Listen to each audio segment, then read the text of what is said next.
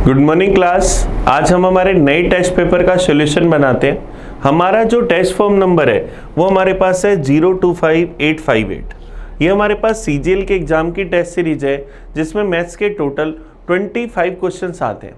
तो हम इन 25 क्वेश्चंस का एनालाइज करते हैं आज के पेपर को स्टार्ट आज के पहले क्वेश्चन से। पहला क्वेश्चन ये रहा हमारी स्क्रीन पर। The cost of manufacturing of A tape recorder is 1500। The manufacturer fixed the mark price 20% above the cost price, 20% above the cost price, and allows a discount in a such a way that to get a profit of 8%. Then the rate of discount is. अब हमारे पास यहाँ सीधा सीधा हम एक formula use कर सकते हैं, MRP upon CP is equal to 100 plus minus profit या लॉस अपॉन 100 माइनस डिस्काउंट। तो एमआरपी कॉस्ट प्राइस से कितने परसेंट ज्यादा है? 20%। कॉस्ट प्राइस अगर 100 लें तो एमआरपी क्या आएगा? 120। हमें उस पर कितना प्रॉफिट चाहिए? 8% का। तो 100 प्लस 8 108। डिस्काउंट कितना दे रहे हैं? D% का। 0 से 0 कैंसिल, 12 से क्या 9 बार, 9 को 10 से गुना करा तो 100 माइनस D बराबर 90। तो D की वैल्यू क्या आ गई? 10। तो हमें कितना डिस्काउंट दिया जा रहा है? 10% का। ये हमारा आंसर आ गया। ऑप्शन डी इसका सही आंसर आ गया। नेक्स्ट क्वेश्चन की ओर बढ़ते हैं। 52 the sum and difference of two expressions are this respectively, then HCF of two expressions will be. हमें इनका HCF बताना है कि क्या होगा। दो एक्सप्रेशन A और B का सम हमारे पास है 5x square minus x minus 4। दोनों का डिफरेंस हमारे पास है x square plus 9x minus 10। तो अगर बड़े वाला एक्सप्रेशन चाहिए तो दोनों के टोटल का हाफ, दोनों का टोटल करा 6x square plus 8x minus 14 upon में 2। तो a की वैल्यू क्या आ जाएगी? 3x square plus 4x minus 7। अब इसमें मुझे यहाँ प्लस 4 के ऐसे दो टुकड़े चाहिए जिसका टोटल तो प्लस 4 हो लेकिन मल्टीप्लाई जो है वो मेरे पास माइनस का 21 हो। तो क्या मैं प्लस का 7 और माइनस का 3 कह सकता हूँ? दोनों का टोटल बन रहा है 4, दोनों का मल्टीप्लाई बन रहा है माइनस 21। तो a की वैल्यू हम क्या लिख सकते हैं? 3x स्क्वायर माइनस में 3x प्लस 7x माइनस 7, ऐसा हम लिख पाएंगे। तो a की वैल्यू हमारे पास यहाँ से क्या आ जाएगी? 3x अगर कॉमन ले लेंगे तो x माइनस 1 प्लस यहाँ से 7 कॉमन ले लेंगे तो x माइनस 1। तो a की वैल्यू क्या आएगी? 3x plus 7 into x minus 1। सबसे पहले हमारे पास ये पहले वाला एक्सप्रेशन आ गया। दूसरे वाले की वैल्यू चाहिए तो दोनों के डिफरेंस का आधा। तो 5x स्क्वायर में से x स्क्वायर गया 4x square minus x minus 9x minus का 10x माइनस का 4 प्लस का 10 प्लस का 6 अपॉन में 2। तो दूसरे एक्सप्रेशन की वैल्यू क्या आई? 2x square minus 5x plus 3। अब माइनस 5 के ऐसे दो टुकड़े चाहिए जिसका टोटल तो मेरे पास माइनस 5 हो, मल्टीप्लाई प्लस का 6 हो। तो माइनस का 2 और माइनस का 3, दोनों का टोटल माइनस 5 बन रहा है, मल्टीप्लाई 6 बन रहा है। तो 2x square minus 2x minus 3x plus 3। इन दोनों में से अगर मैं 2x कॉमन ले लूँ तो x माइनस 1, माइनस 3 कॉमन ले लूँ तो x माइनस 1। तो b की वैल्यू क्या आ जाएगी? 2x minus 3 into x minus 1। तो यहाँ से इन दोनों का अगर मैं HCF निकालूँ तो दोनों में कॉमन फैक्टर क्या आ रहा है? x minus 1। तो दोनों का HCF क्या आ जाएगा? x minus 1। ये हमारा आंसर आ जाएगा, ऑप्शन बी। चलिए नेक्स्ट क्वेश्चन की ओर बढ़ते हैं। क्वेश्चन नंबर 53 की ओर। The sum of money that yield a compound interest of 420 rupees during the second year at 5% per annum is. Second year का 5% से CI जो है वो 420 रुपए। हम लोगों को क्या करना है? प्रिंसिपल बताना है कि क्या होगा। 5% से 2 साल का CI होता है 10.25%, 1 साल का होता है 5% पहले साल का, तो दूसरे साल का कितना आया? 5.25%। अब 5.25% की वैल्यू 420 रुपये के बराबर, हमें प्रिंसिपल चाहिए तो वैल्यू किसकी चाहिए 100% की। 420 बटा 5.25% वैल्यू चाहिए 100% की। परसेंटेज से परसेंटेज कट गया, पॉइंट हटाया 20 ऊपर, 25 से गया 4 बार, 25 से अगर इसको काट दे, 25 से गया 2 बार 50, फिर चला गया 1 बार, 21 से गया 20 बार, प्रिंसिपल 20 इंटू 4 इंटू 100 तो क्या आ जाएगा 8000 रुपये। तो हमारे पास प्रिंसिपल क्या आ जाएगा 8000 रुपये। अब कुछ लोग जो रूटीन में पढ़ते हैं उनको ऐसे पता है कि दूसरे साल 420 रुपये मिला तो पहले साल 400 मिला होगा, 400 का 5% 20 रुपये ब्याज मिला। अब 400 5% की वैल्यू तो 1% की वैल्यू 80 और 100% की वैल्यू 8000, तो वो बिना पेन चलाए भी इस क्वेश्चन को कर पाते। चलिए नेक्स्ट क्वेश्चन देखते हैं 54। हमें कह रहा है if the length of each median of equilateral triangle is 6√3 then the perimeter of triangle is. अगर इक्विलेटर ट्रायंगल है तो उसमें चाहे मीडियन है, चाहे एल्टीट्यूड है, चाहे साइड परपेंडिकुलर बाइसेक्टर है, सबकी लेंथ सेम होती है, चाहे एंगल बाइसेक्टर है। तो हमारे पास इक्विलेटर ट्रायंगल की हाइट होती है √3/2a जिसकी वैल्यू 6√3 के बराबर।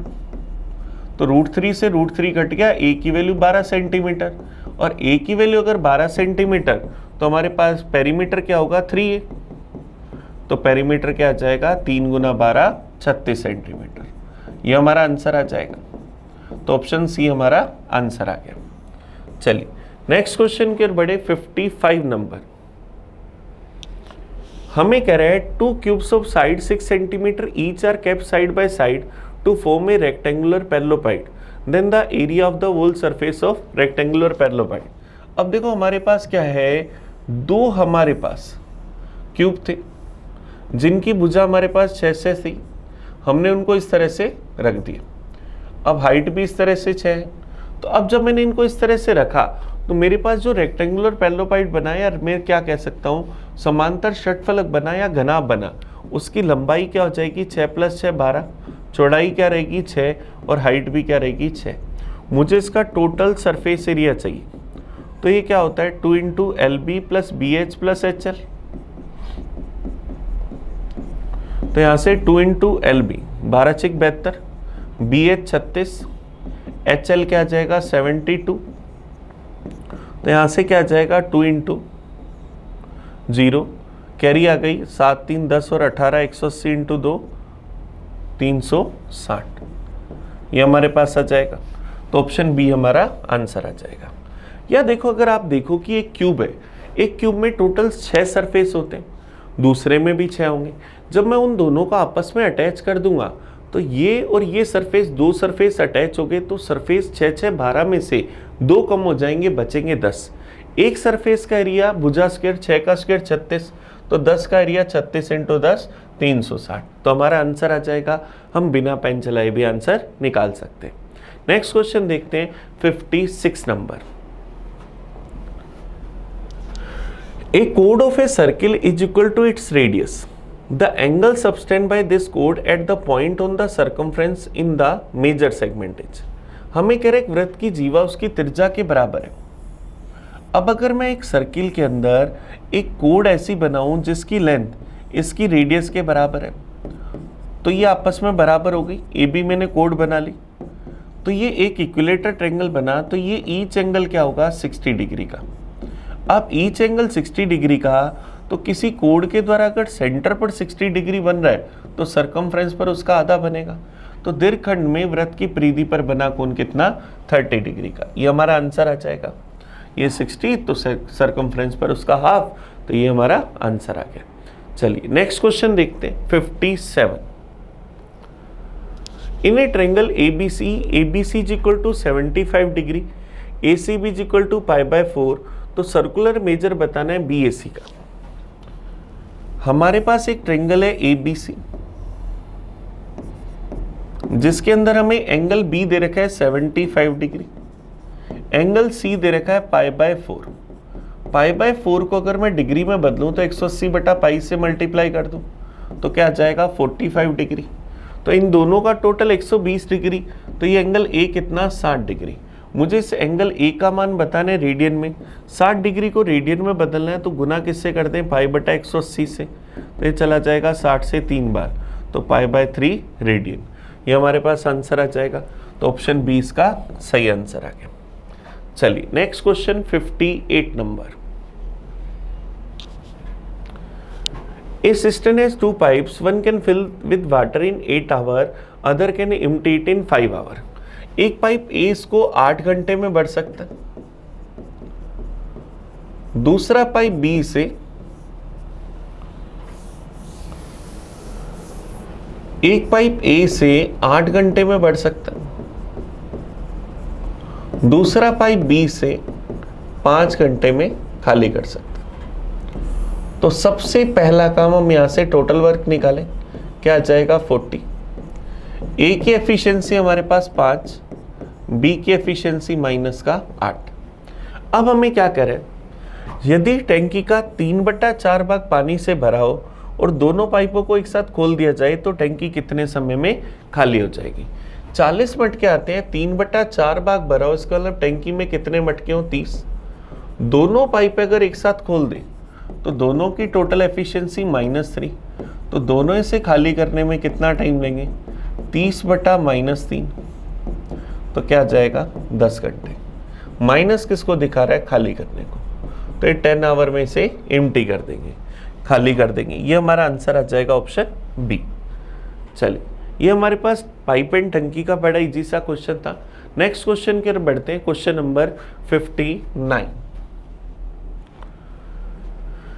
Two train of equal length crosses a pole in 4 seconds and 8 seconds respectively. If they are traveling in opposite direction, then they will cross each other in the time. हमें बताना है एक दूसरे को कितने समय में क्रॉस करेंगे।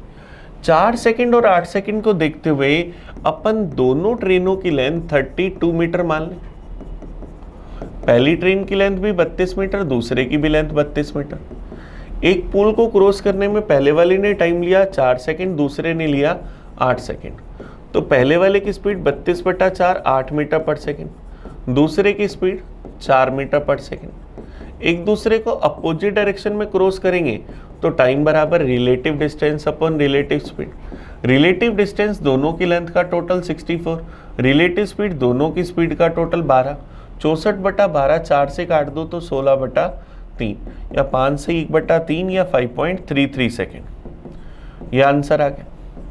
अब कोई चाहे भाई नहीं मेरे को तो इतना पेन चलाना ही नहीं, मेरे को तो बिल्कुल शॉर्टकट में करना है, तो आपके पास सीधा फॉर्मूला होता है, अपोजिट डायरेक्शन में क्रॉस करने का टाइम क्या होगा 2t1 t2 अपॉन में t1 प्लस t2।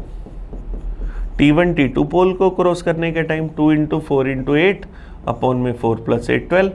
4 से चला गया 3 बार, तो क्या गया 16/3 या 5 से 1/3 या 5.33। ये हमारा आंसर आ गया। अब फॉर्मूला नहीं याद तो मैंने कंसेप्ट भी सिखा दिया कि हम कैसे निकाल सकते हैं। चलिए नेक्स्ट क्वेश्चन की ओर बढ़ते हैं, 60 number. The angle of elevation of the top of pole from a point is 45 degree. The distance of the point from the foot of the pole is 100 metre.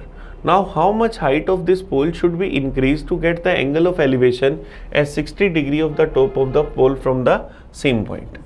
ये किसी एक पॉइंट है 100 metre दूरी पर, किसी पोल का एंगल ऑफ एलिवेशन हमें क्या दे रखा है 45 डिग्री। अब कह रहे हम इस पोल की हाइट को कितना और बढ़ाएं ताकि हमारे पास जो एंगल ऑफ एलिवेशन है वो कितना हो जाए 60 डिग्री। अब ये 45 डिग्री 100 मीटर, तो ये भी 100 मीटर। अब ये एंगल 60 डिग्री, तो यहाँ एंगल 30 डिग्री। 30 डिग्री के सामने 100 मीटर, तो पूरी हाइट 100√3 मीटर। अब पूरी हाइट में से जो 100 मीटर है उसको घटा दो तो हमें इसकी हाइट को कितना इंक्रीज करना है, 100√3 में से 100 घटा दिया तो क्या आ जाएगा 100 × √3 - 1 मीटर। इतनी हाइट का पोल हमें अभी और बनाना बाकी है। ये हमारा आंसर आ जाएगा ऑप्शन सी। चलिए नेक्स्ट देखते हैं 61। This number to be added to each of the number to make the number in proportion. हमें इन संख्याओं को समानुपात में बनाना है तो कौन सी संख्या इसमें जोड़ी जाए। तो अब देखो हमारे पास नंबर है 7, 16, 43, 79। हमने 7 + x लिखा, 43 + x लिखा।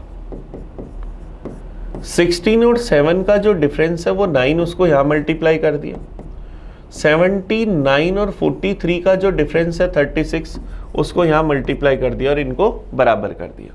तो यहाँ से x का मान निकाल लो। 9 से गया एक बार, ये गया 4 बार।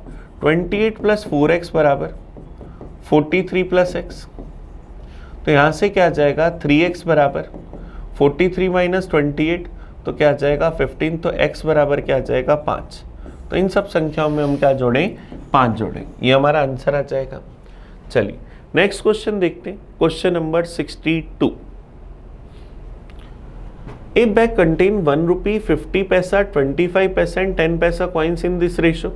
The total amount is 22.25 rupees. Then find the number of coin 1 rupees.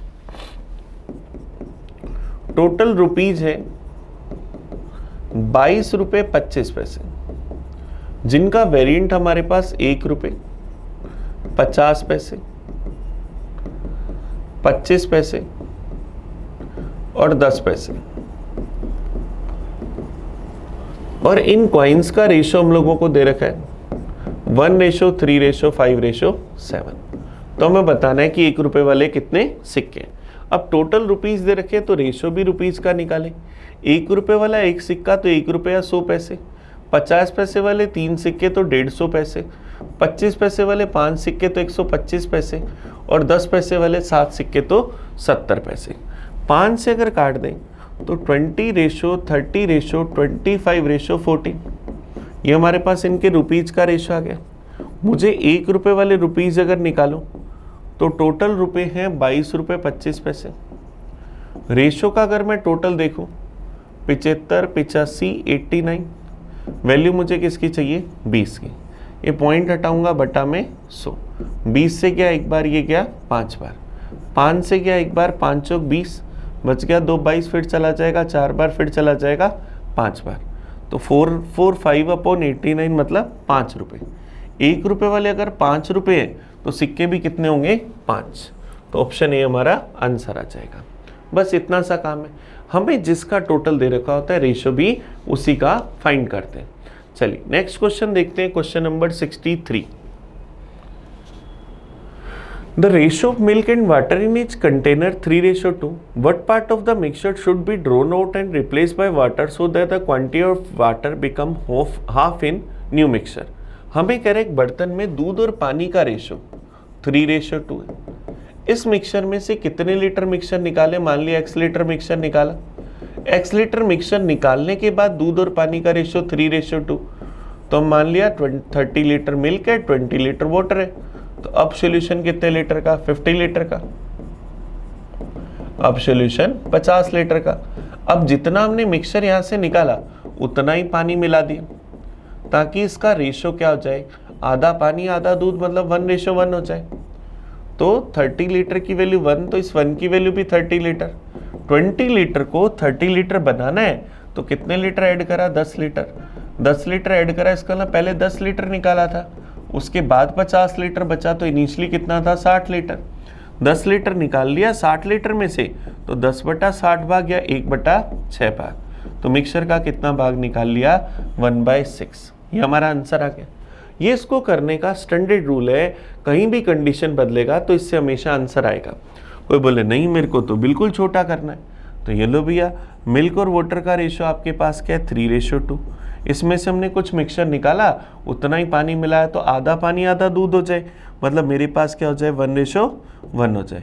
यहाँ टोटल कितना है 5, यहाँ टोटल कितना है 2, दोनों को सेम बनाया, 10-10 बनाया, तो ये 6-4, ये 5-5, दूध 6 से कितना हो गया 5, कितना कम हुआ 1, किससे 6 से, तो 1/6 हमारा आंसर आ गया। ऐसे भी कर सकते हैं। चलिए नेक्स्ट क्वेश्चन देखते हैं, 64 number. A sum is to be paid back in 4 equal annual installment. The interest is compounded annually at 20% per annum. If each installment is rupees 12,960, then what is the sum?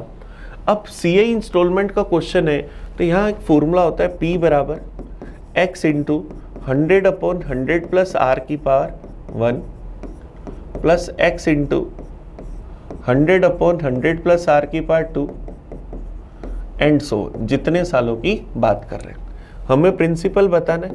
हमारे पास instalment है, उसकी amount है 12,960 गुना में 100/120 मतलब 5/6, फिर 12,960 5/6 का square,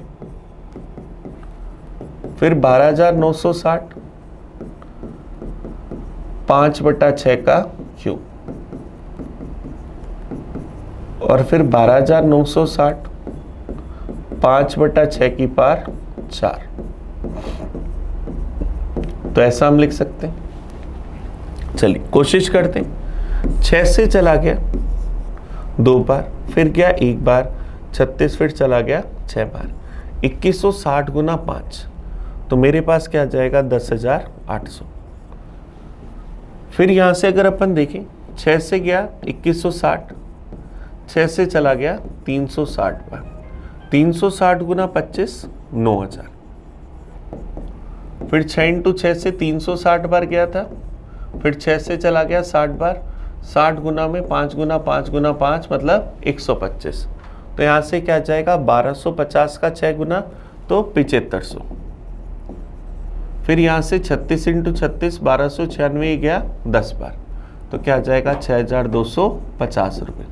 तो अपने प्रिंसिपल इन सब का टोटल निकाल लें, तो मेरे पास क्या जाएगा 0 5 2 और 5 2 7 और 8 5 13, कैरी आ गई 1 7 दूनी 14 और 9 23 और 10 33, 33,350 रुपये। 75 8 और 5 13 और 2 15, सॉरी 550, 33,550 रुपये। ये हमारा आंसर आ गया। तो ऑप्शन डी इसका सही आंसर आ जाएगा। अगर आप इस फॉर्मूले की तरह नहीं करना चाहते तो 20% का मतलब 1/5, तो पहले 5 से 6 हुआ, 6 की वैल्यू हमें पता है 12,960, तो 5 की वैल्यू निकाल लो, 5 की वैल्यू क्या गई 10,800। फिर 2 साल के लिए 25 से 36 होगा तो 25 की वैल्यू निकाल लेंगे, 3 साल के लिए 125 से 216 होगा, तो ऐसे सोल्व करते रहेंगे, फिर उन सब का टोटल कर देंगे। नेक्स्ट क्वेश्चन देखते हैं 65। Find the area bounded by x + y = 6। अब देखो mod x + mod y = 6, इससे घिरे भाग का क्षेत्रफल बताना है, तो इसका एक फॉर्मूला होता है mod x + mod y बराबर अगर a है तो इससे बाउंडेड रीजन का एरिया होता है 2a², तो क्या आ जाएगा 2 × 6 का स्क्वायर, तो 36 का स्क्वायर × 2 72, तो आंसर क्या आ जाएगा 72 वर्ग इकाई, 72 स्क्वायर यूनिट्स, ये हमारा आंसर आ जाएगा। चलिए नेक्स्ट क्वेश्चन देखिए 66 number. A and B can do a piece of work in a number of days. A can do it 4 more days. दोनों मिलकर किसी काम को जितने समय में करते हैं, मान लिया T दिन में करते हैं, A अकेला काम करता है तो उसे 4 दिन अधिक लगते हैं, T + 4 डेज लगते हैं। B अकेला वह काम करता है तो उसे 16 दिन अधिक लगते हैं। तो हमें बताना है दोनों मिलकर इस काम को करें तो कितने समय में पूरा कर देंगे।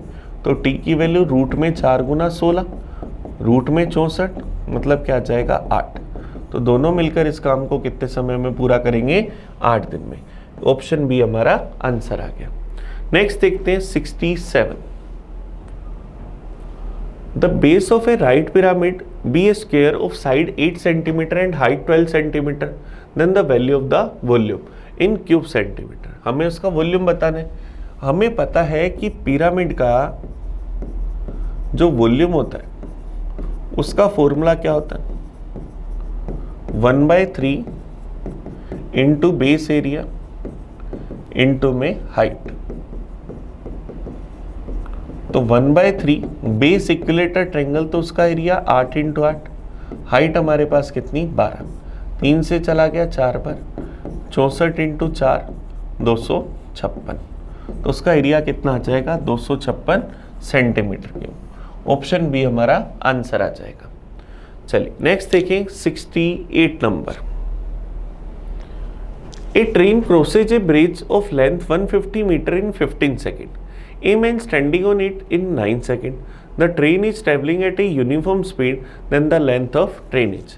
150 मीटर लंबे पुल को ट्रेन 15 सेकंड में क्रॉस करती है, तो 15 सेकंड में ट्रेन कितना चलेगी, खुद की लेंथ प्लस 150 मीटर। 15 सेकंड के अंदर ट्रेन कितना चलेगी, खुद की लेंथ प्लस 150 मीटर। 9 सेकंड में पर्सन को क्रॉस करती है, तो 9 सेकंड में कितना चलेगी, खुद की लेंथ। दोनों का डिफरेंस निकाला तो 6 सेकंड में ट्रेन कितना चल रही है, 150 मीटर। तो यहाँ से ट्रेन की स्पीड क्या आ जाएगी, 150 बटा 6, 25 मीटर पर सेकंड। और ट्रेन खुद की लेंथ को 9 सेकंड में क्रॉस करती है, तो ट्रेन की लेंथ 25 गुना 9 क्या आ जाएगा, 225 मीटर। तो ट्रेन की लंबाई 225 मीटर, ऑप्शन ए हमारा आंसर आ जाएगा। चलिए नेक्स्ट क्वेश्चन की ओर बढ़ते हैं, क्वेश्चन नंबर 69 देखो हमारे पास डीआई का क्वेश्चन है, क्या कह रहा है, the flowing pie chart shows the number of student who fail in different subject in examination. एक एग्जाम में फेल होने वाले स्टूडेंट्स का हमें दे रखा है। Examine the chart and answer the question, हमें इन क्वेश्चंस का आंसर देना है। Total number of student who have fail is 500। Fail होने वाले स्टूडेंट्स की टोटल संख्या कितनी है, 500। The number of student fail in science is less than the number of student fail in all other subject. विज्ञान में फेल होने की वाले छात्रों की संख्या अन्य सभी जो है छात्र उनकी संख्या से कितनी कम है। साइंस के अंदर 32% फेल हुए, टोटल 100% थे, उसमें से 32% साइंस में है, 32% अगर हमारे पास साइंस के अंदर है, तो अदर में कितने होंगे,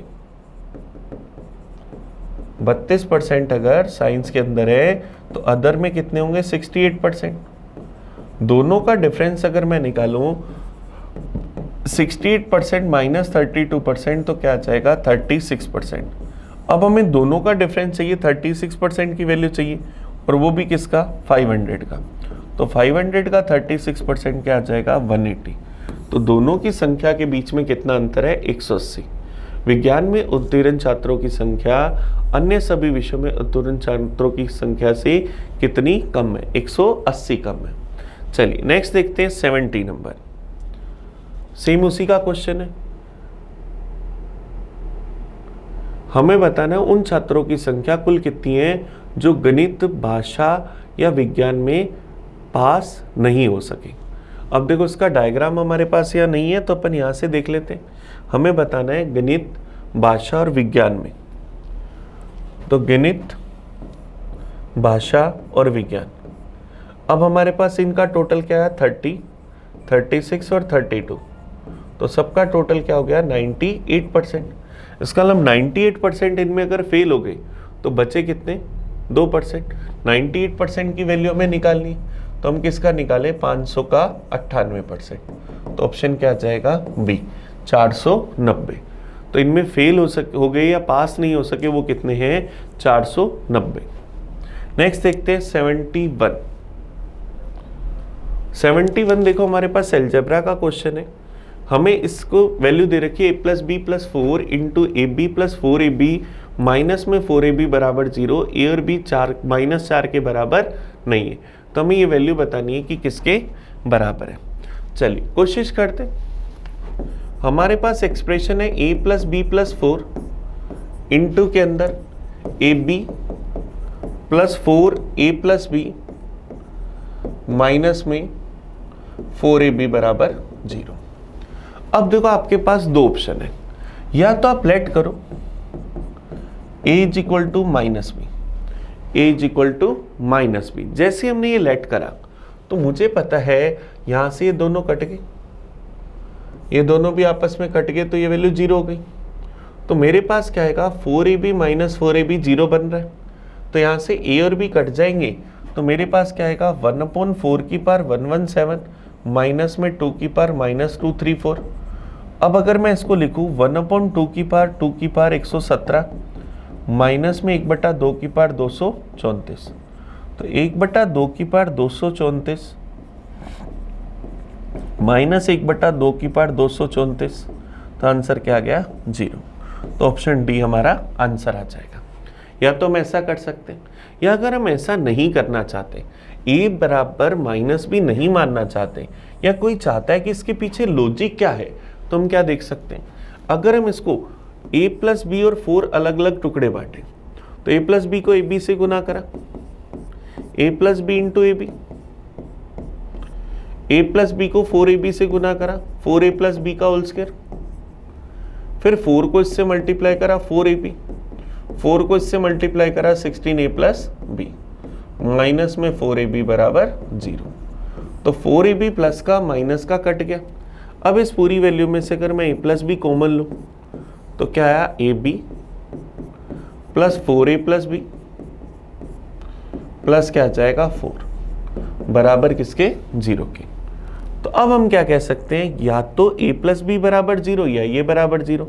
इफ a प्लस बी बराबर 0 तो a बराबर माइनस बी, और a बराबर माइनस बी तो ये दोनों 0 हो गए। तो मेरे पास क्या बचा, 1/4 की पावर 117 माइनस में 2 की पावर माइनस 234। तो क्या जाएगा, 4 को मैं 2 का स्क्वायर लिखूं तो 1/2 की पावर 234 माइनस में 1/2 की पावर 234। तो आंसर क्या आ जाएगा, 0। तो ये हमारा आंसर आ जाएगा।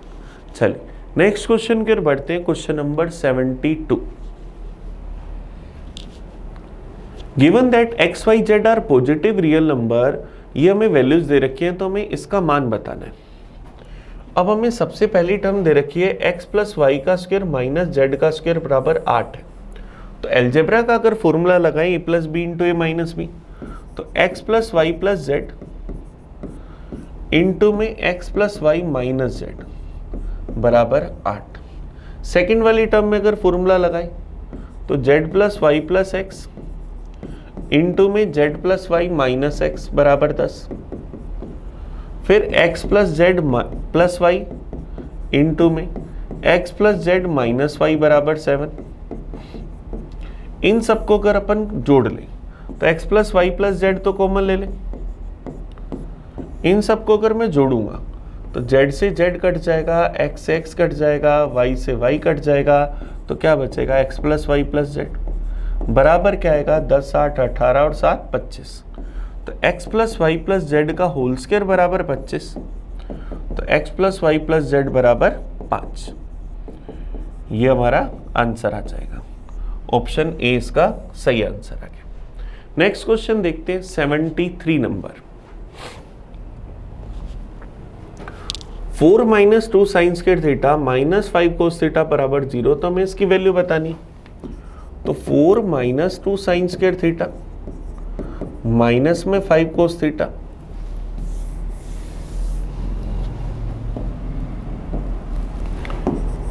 Four minus 2 sine square theta minus में 5 कोस थीटा बराबर 0।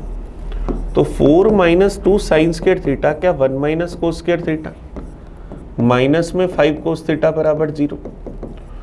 तो 4 minus 2 plus 2 cos square theta minus में 5 कोस थीटा बराबर 0। तो क्या बना 2 कोस स्क्वायर थीटा माइनस में 5 कोस थीटा प्लस 2 बराबर 0। माइनस 5 के 2 टुकड़े -4 -1 टोटल -5 मल्टीप्लाई प्लस का 4। तो कोस थीटा की वैल्यू साइन चेंज कर दो और कोस स्क्वायर थीटा के साथ जो वैल्यू उसका भाग दे दो। कोस थीटा की वैल्यू 2 हो नहीं सकती, तो कोस थीटा बराबर 1/2। इसका मतलब थीटा कितना 60 डिग्री। थीटा 60 डिग्री तो वैल्यू किसकी चाहिए, cos theta plus tan theta की। तो कोस 60 डिग्री प्लस टेन 60 डिग्री, कोस 60 डिग्री 1/2, टेन 60 डिग्री √3। तो क्या आ जाएगा 1 + 2 √3/2। ऑप्शन सी हमारा आंसर आ जाएगा। चलिए नेक्स्ट देखते हैं क्वेश्चन नंबर 74। सेक 3x बराबर cosec 3x minus 45 degree. x का मान बताना है जहां 3x एक न्यून कोण है। ये दोनों आपस में कब बराबर होते हैं, जब दोनों के एंगल्स का टोटल 90 डिग्री होता है। तो 3x + 3x 6x बराबर 135। तो x बराबर 135/6 डिग्री। तो 6 दूनी 12, 6 दूनी 12 फिर चला जाएगा 5 बार, 22.5 डिग्री। ये हमारा आंसर आ जाएगा। नेक्स्ट देखते हैं 75। हमें इसकी वैल्यू बतानी है कि क्या होगी। चलिए एक एक करके सोल्व करते। हमें दे रखा है 7 डिवाइड में ब्रैकेट में 5 + 1 डिवाइड में 2 माइनस में 4 + 4 ऑफ 2 डिवाइड में 4 + 5 डिवाइड में 5 ऑफ 2, यह हमें दे रखा है। तो 7 डिवाइड में 5 + 1/2 माइनस में 4 + 8/4 + 5/10, ऐसा हम लिख सकते हैं। तो क्या आएगा 7 डिवाइड में 5 + 1/2 ब्रैकेट को खोले तो माइनस का 4 माइनस का 2 और माइनस का 1/2, तो 1/2 से 1/2 कट गया। 7 डिवाइड में 5 - 6, तो 7 डिवाइड में -1, तो 7 अपॉन में -1 मतलब -7, तो ऑप्शन डी हमारा आंसर आ गया। चलिए तो हमने क्या करा, पेपर के पूरे 25 क्वेश्चंस का एनालाइज करा। आप इस वीडियो को बड़े अच्छे से देखना। आपको कहीं भी कोई कन्फ्यूजन हो, कोई डाउट हो तो मुझे कमेंट करके बताना। हम मिलेंगे नेक्स्ट सोल्यूशन के साथ, तब तक थैंक यू। मैं आपका अपना प्रिंस। पढ़ते रहें।